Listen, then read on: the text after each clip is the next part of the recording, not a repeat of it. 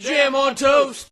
Hey everybody, welcome to the Jam. I'm Cam Ryan. Today the toast is to Glee Season 4. For anyone who knows me at all, this is very out of character for me to do a season review of a series that has 4 seasons out, let alone to do the 4th season first. Truth is, I just recently caught up with the 4th season, and I finally feel like I just have something to say about it. I possibly could have been a lot more fair and included a review for all 4 seasons, but I think this is actually a show that deserves season by season. Unfortunately, I think I'm going to start with season 4. I've got that compulsive itch to not do it, but we're going to do this, and then maybe we'll go back and do the other 3 later on. So the short sale on this is that the seniors have finally graduated, and that means that Glee Club's lost a lot of their members. They're required to have 12 members for competition purposes. So the season's split between following the seniors that have graduated and gone on to their colleges of respective choice or adventures or whatever and the existing Glee Club who has to recruit new members. So yay, we've got nice shiny new faces. Now in fairness, we got some new characters in season 3 and they all kind of got swept under the rug. So maybe that should have been a red flag right there. I love it, and I think this will be it for almost all 4 seasons, is the diversity and the range of characters they have in this show. From handicapped to trans to gay to Asian culture. I can't say they leave no facet unturned, but there's a lot of it. My hate for this is the lack of originality, the fail to meet the potential that the show has. Given the range of characters and the diversity of plots, so much could happen in this show, and they don't follow through. They either brush over it, ignore it completely, or make it a plot point to, and some of the issues get brought up, but they're brought up like last minute in face of the huge competition. It just doesn't make any sense. The MVP for season 4, I'm going to have to give it up to Melissa Benoist, and I think that's how you say her name. She plays the character Marley. She's one of the new girls that joins Glee Club. Marley as a character is the best combination of lovable and afflicted in the series, and I wish they had done so much more with her, especially since she was the new Rachel, and they made a whole friggin' episode about that, and I don't get it. I don't understand why they even have to refer to the older characters, really, let alone just wash over the whole eating disorders thing, and the fact that she's poor and that she's the daughter of the lunch lady, all that nonsense that makes her interesting. They completely wash it, and they don't even try to front her like they did with Rachel Berry, because she's not super driven. She's strong enough to be like, hey, pay attention to me, oh gosh, let me try to perform now. It's not like Rachel was, where it was, I'm the star of the show and I own this room, and I knew that 5 minutes before I walked in. That's the difference there. Moving on to the categories. Aesthetics. The iconicism of the show is the characters, but the aesthetics are really the production they put into the production of the Glee performances, the music they select.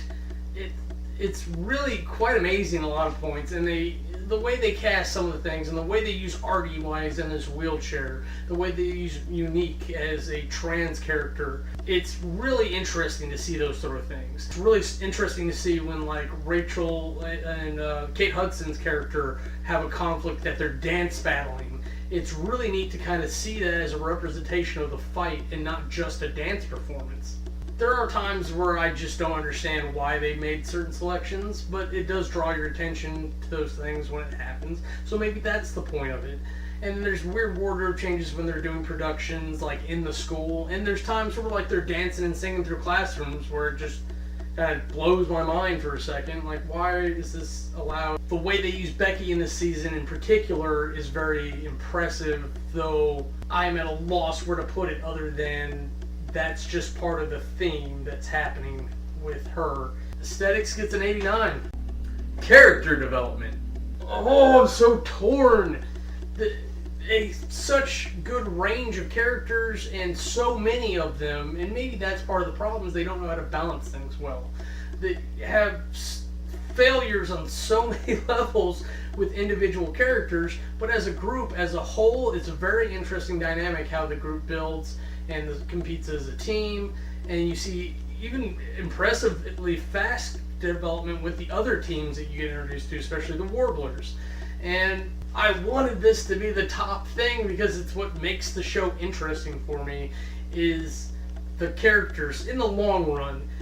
Because episode to episode, I'm drawn in on the production, but overall, when I think of the series as a whole, I like thinking of the romantic relationships, the personal vendettas they have against each other, the personal triumphs, and rising over conflict in such a coming-of-age story.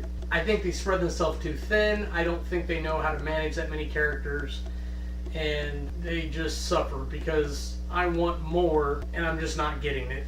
Character development gets a 60. Storyline. The story as a whole in this upsets me. I don't understand who is giving directions to these writers to formulate this story together. Like, the whole thing with Will and Emma is fine. That makes sense. You don't need these other characters coming back in the picture, especially like every other episode, let alone like every episode. It's great that we want to know what some of the older characters got up to, but we don't need that. But make a whole new show of it. You don't need it in this show. What this show needed was to progress the characters and address the issues that the characters are having in a proper story, contiguously. I mean, the writing got super episodic. This is the one where this happens. This is the one where this happens. And that's what's going to happen, because we don't care what happened previously in the season. We don't care what happened in the other 3 seasons. We're going to write it so that these things happen, and you're going to do it because they rate really well with viewers. Storyline gets a 40.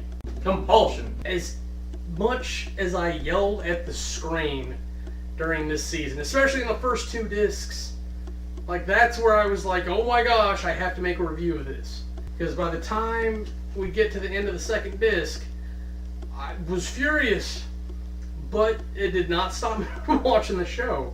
It has wonderful moment to moment, if not episode to episode, compulsion to watch it, because you want to see what's going on, you want to see how they do certain songs. Unfortunately, they rehash a couple things, like they redo Britney Week, and I just, I get that she's a popular pop star, you just don't need that all the time, and I just don't get the point. It's very annoying. However, overall, the show is incredible to watch, and ultimately, I like the character interaction enough that it's still entertaining. And it helps that some of the girls are cute, but whatever, that's not why I watch the show at all. Compulsion gets a 90. Now, if you total all that up, you get an average of 69.75. Now, keep in mind, this is only for Season 4. I'll go back and do a whole series thing, more than likely, rather than doing it season by season. I'm still totally conflicted on how to do TV shows versus a movie, because it's such a different thing, and if you really want to do it right, you do a review of each episode, and you keep it in mind that it's an episode review, not a season or series review. For my wrap-up review, I have so many things to say, but I'll try to keep it short. Glee follows the footsteps of Degrassi and, more importantly, Skins. It is also one of the most notable shows that makes me stop everything I'm doing and pay attention to the screen. And a little bit of me hates that, but it just shows how good the show really is in the moment. I really think they should have gone with the Skins approach, though, and just every graduating class is just gone. Rachel went off to Juilliard, wherever she went. If you want to do a new show called Rachel and Friends, or Glee, the First Generation, something like that, that would have been completely acceptable. Make it its own show, make the shows overlap since they're in the same universe, and I would have enjoyed that, honestly.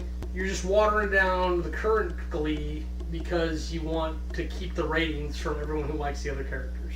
It's been a while, but I think Degrassi kind of ended up doing the same thing once they finally started graduating high school. Oh my god, the laundry list of issues that they ignore or at worst actually mock in this show. It's incredible, and I just wish they took the time. You don't need a whole episode. Take 5 minutes here and there. Progress the storyline. Talk about Unique. Give her what she's doing. Get us into her head some. Don't just play behind the shadows and then reveal at the end. It only works with certain things, and it's character development. It's not necessarily one of them, unless it's in a one sit with a movie. And oh my god, if you sit through 4 seasons of Glee, not only the characters, but the actors are misused. The one kid there who's a movie star, granted she's more likely my age, but she's there, and they have her as a bit part just because she plays the rich girl or whatever. That doesn't mean that she can't be involved, she can't grow substance.